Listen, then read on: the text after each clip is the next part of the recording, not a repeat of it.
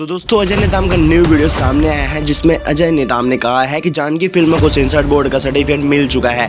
मोहित साहू को यह सर्टिफिकेट जो है मिल चुका है, लेकिन फिल्म लगाने के लिए उन्हें थिएटर जो है कम मिल रहे हैं छत्तीसगढ़ में, इसीलिए उन्होंने हिंदी भाषाओं का सहारा लिया और कई भाषाओं में रिलीज करने का निर्णय लिया।